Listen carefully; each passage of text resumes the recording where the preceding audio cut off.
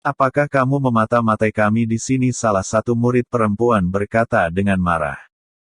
Wajah Suzu tiba-tiba memerah, memelototi murid perempuan itu dan berteriak, kamu bisa menusuk tubuhku dengan pedang, tetapi kamu tidak bisa menghina karakterku. Suzu seperti singa yang marah, terlepas dari apa yang ditunjukkan oleh beberapa wanita. Bagaimana saya bisa melakukan tindakan yang tidak tahu malu dari seorang pria yang bermartabat? Anda sangat menghina jiwa saya ingin berduel dengan Anda. Selama oman itu, Suzu berjalan langsung ke arah pedang tajam wanita itu, terlepas dari apakah ujung pedang itu akan menusuknya, tetapi wanita itu terkejut dengan penampilan Suzu. Melihat bahwa pedang itu akan menusuk Suzu, dia dengan cepat sisihkan. Ekspresi Suzu membuat semua wanita saling memandang, dan kemudian ke Ruo Shui, dan kemudian berkata, kamu benar-benar tidak mengintip. Ulama bisa dibunuh tetapi tidak dipermalukan. Wajah Suzu berubah pucat. Dalam kecurigaan para wanita, seorang wanita tiba-tiba berkata, hei, bukankah ini murid yang mengirim senjata yang dibuang ke Qizong sebelumnya? Apakah kamu tahu? Tanya murid perempuan terkemuka. Orang ini melewati danau peri sebelumnya, karena dia berperilaku baik, tidak melihat ke samping, dan bergegas menjauh dari puncak peri, jadi kami melirik beberapa kali lagi, kata seorang murid perempuan. Kata-kata ini langsung melembutkan wajah para wanita yang hadir. Danau peri sering datang dengan lalat, dan mereka membenci murid-murid yang mencari segala macam alasan untuk tinggal di puncak peri. Kamu benar-benar tidak mengintip? Murid perempuan Luoqi bertanya lagi. Hu Suzu menoleh ke samping, dengan arogan menjawab kata-kata mereka.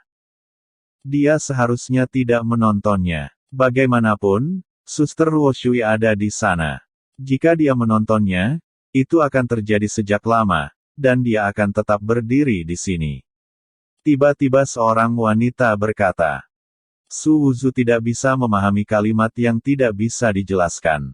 Tapi sekelompok wanita mengangguk setuju, seolah kalimat ini adalah kebenaran.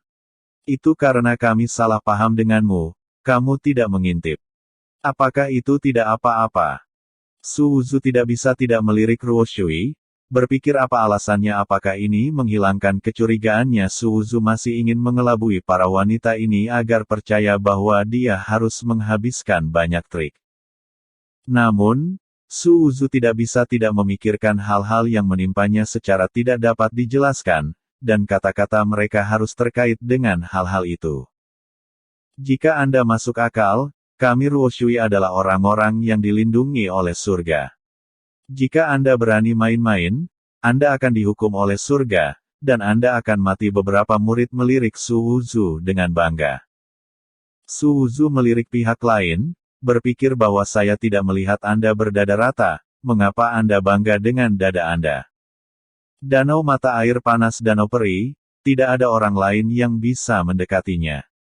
Ini adalah aturan Jiu Feng. Bahkan jika kamu tidak melihatnya, kamu bahkan tidak bisa datang ke sini. Murid perempuan Luoqi memandang Suzu dengan mata dingin. Dan berkata, seringkali ada murid perempuan di sini untuk mandi, dasar bajingan kotor.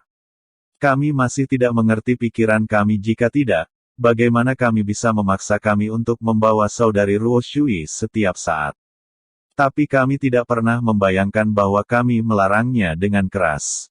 Lagi dan lagi, tetapi beberapa orang masih mengambil risiko. Daozong tidak membunuh sekte yang sama, Anda harus menggali mata Anda sendiri, jangan sampai kita menodai tangan kita. Begitu kejam. Suzu terkejut, Daozong masih memiliki aturan ini, mengapa tidak ada yang berbicara dengannya? Terlalu banyak menipu. Jika kamu ingin mencungkil aku, keluarkan aku. Apa yang kamu lakukan untuk menghinaku sebagai penjahat kotor, kata Suzu dengan marah. Pikirkan bertindak seperti ini dengan sengaja, kami tidak akan mencongkel matamu. Bukankah ada pikiran kotor? Apa yang kamu lakukan di sini? Luoqi berkata dengan dingin.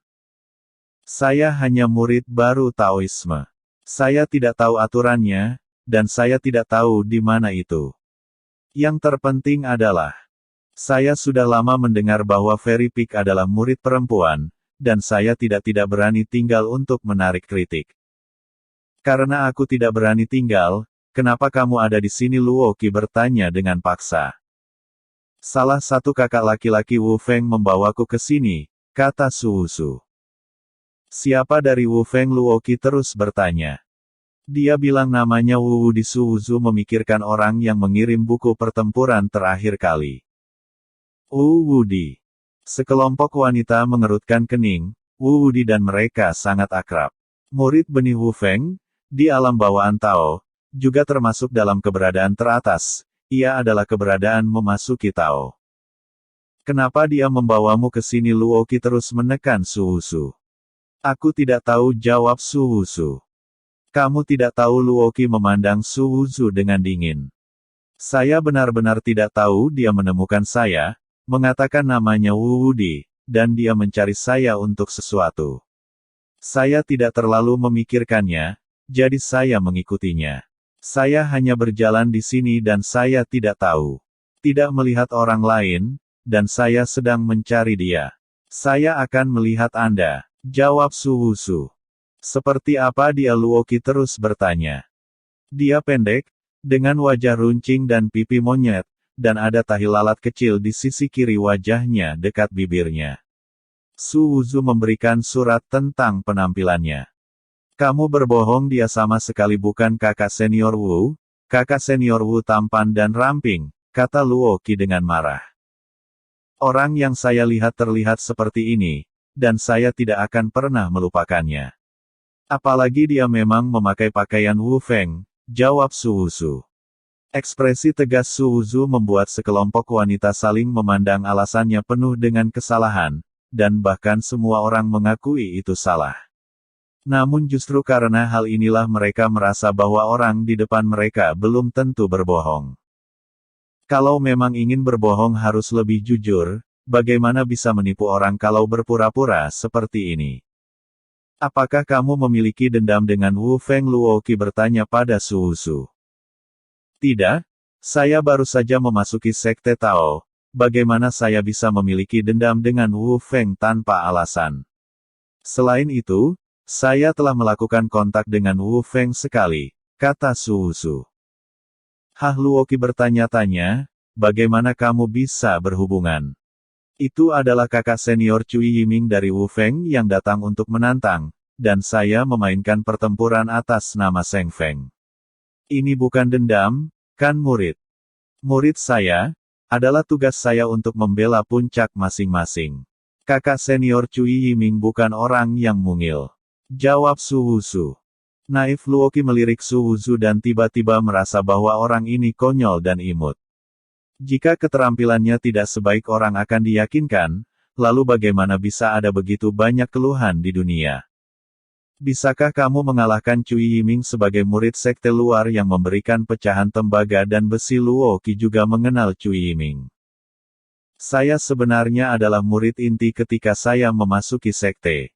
Saya baru saja melihat bahwa 3 murid sekte luar Seng Feng terlalu sulit untuk mengangkut senjata limbah, dan pada saat yang sama mereka tidak punya waktu untuk berlatih.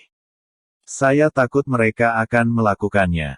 Buang-buang waktu karena ini, jadi saya memohon Master Sekte untuk sementara memberikan sumber daya dari murid inti ke sekte.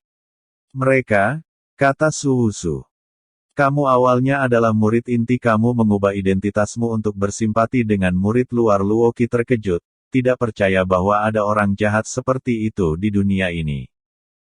Jika kamu tidak percaya padaku, kakak perempuan senior akan mengetahuinya.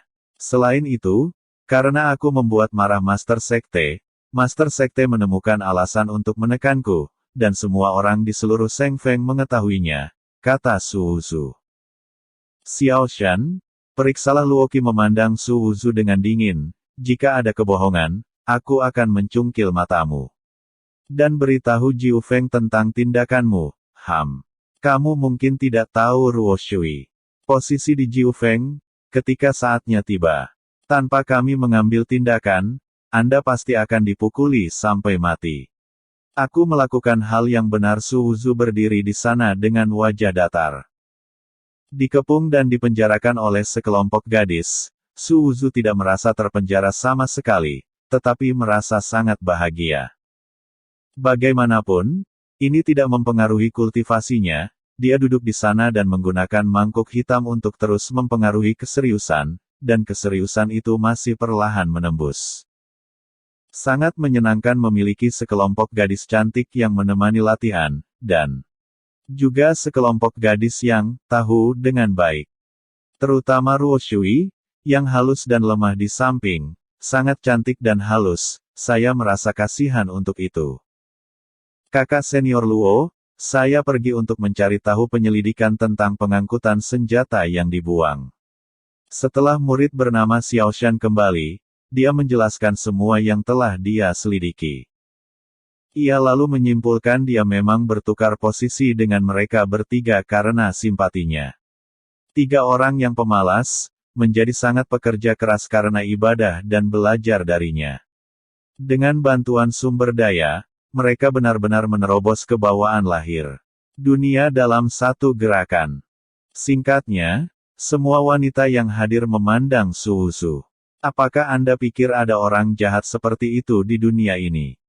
Karena simpati itulah murid inti menyerah, dan dia mampu memberi contoh bagi mereka bertiga untuk belajar. Adapun ambisi yang disebutkan oleh Master Sekte Taois, semua orang tidak berpikir dia memiliki ambisi. Dia juga sangat rendah hati di Seng Feng. Biasanya dia pergi ke Yan Wutang untuk mengangkut senjata, dan dia sangat rajin. Murid-murid Seng Feng sangat bersimpati kepada Su Wuzu, dan mereka juga setuju dengannya di dalam hati mereka. Lagi pula, apa yang dikatakan Su Wuzu setelah mengalahkan Cui Yiming pada waktu itu juga untuk Seng Feng, tetapi dia tidak berani menghubunginya karena Master Sekte Tao. Master Sekte Tao menekan Su Wuzu, dan murid-murid Seng Feng benar-benar merasa bahwa itu tidak dapat dijelaskan, tetapi bukan karena dia memiliki masalah dengan karakternya.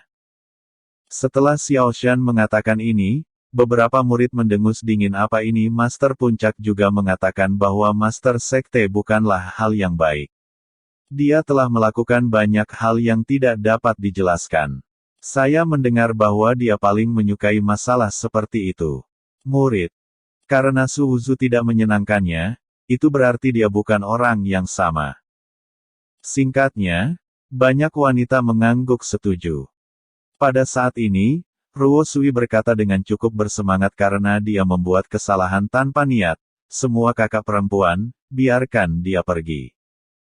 Singkatnya, banyak wanita terkikik. Luo Qi berkata dengan marah, kamu selalu begitu lembut dan berperilaku baik, tidak heran semua orang di Jiu Feng menyukaimu. Ruo Shui diejek oleh Luo Qi, wajahnya seputih porselen memerah. Gadis itu pemalu dan tidak beralasan, dan dia benar-benar mempesona. Ingat, jangan pergi lain kali. Luo Qi berteriak pada Su Wuzu, tetapi dia memiliki kesan yang baik tentang Su Wuzu. Lagi pula, tidak banyak orang baik yang memiliki integritas. Saya minta maaf kepada para suster senior, saya akan memperhatikan di masa depan, kata Su Wuzu. Ayo pergi, kata Luo Qi. Su Wuzu mengangguk, merasa sedikit enggan untuk pergi. Melihat Su Wuzu berjalan ke arah Wu Feng, Luo Qi berteriak, kamu salah, Seng Feng tidak ada di sini. Tidak salah, Su Wuzu menjawab Luo Qi. Pria itu melakukan apa yang dia lakukan dan apa yang tidak dia lakukan. Murid-murid Wu Feng menjebakku seperti ini, dan aku hampir mengambil reputasi sebagai penjahat yang tidak tahu malu dan celaka. Bagaimana saya tidak meminta alasan? Luo Qi dan yang lainnya tertegun sejenak, melihat punggung Su Wuzu, mereka tiba-tiba merasa bahwa dia tinggi dan kokoh, inilah yang seharusnya dimiliki seorang pria. Kami akan menemanimu, dan kami harus melihat apa yang ingin dilakukan Wu Feng. Luo Qi mendengus. Ketika Su Wuzu mendengar ini, dia sangat gembira. Hahaha Modao Xian, apakah kamu masih ingin menekanku? Apakah Anda pikir ambisi saya adalah keturunan Seng Feng polos? Yang saya inginkan adalah posisi keturunan Taoisme. Su Wuzu tidak lupa bahwa tujuan kedatangannya ke Taoisme adalah untuk memiliki status menekan kutu buku, bukankah orang itu mengatakan kelas?